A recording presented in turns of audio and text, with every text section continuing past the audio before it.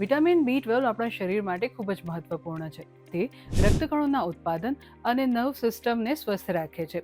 જો આપણા શરીરમાં તેની ઉણપ હોય તો હાથ, પગ અથવા તો તળિયામાં નિષ્ક્રિયતા અનુભવાય છે, દંડણાટ અનુભવાય છે, સતત થાક લાગતો રહે છે અથવા તો નબળાઈ અનુભવાય છે.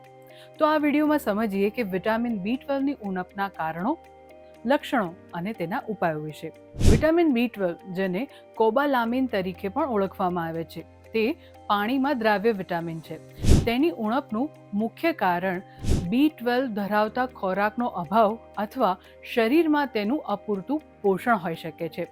શાકાહારી લોકોમાં B12ની ઉણપ વ્યાપકપણે જોવા મળે છે.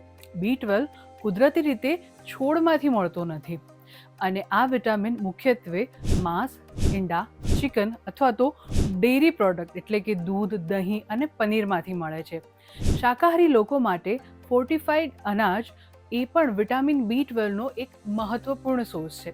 જો કે માંસાહારી લોકોમાં પણ વિટામિન B12ના શોષણની સમસ્યા એ એક ઉણપનું કારણ બને છે.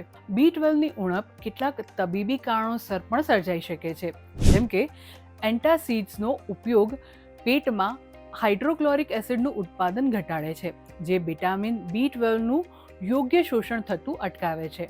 ઉપરાંત ભારતમાં ગેસ્ટ્રાઇટિસ અને અન્ય આંતરડાના ઇન્ફેક્શન થવા એ ખૂબ જ સામાન્ય છે. આ ઇન્ફેક્શનના કારણે પેટના અસ્તરને નુકસાન પહોંચે છે અને ઇન્ટ્રિન્સિક ફેક્ટર નામના ગ્લાયકોપ્રોટીનનું ઉત્પાદન પણ ઘટાડે છે, જે B12ના શોષણ માટે મહત્વપૂર્ણ છે.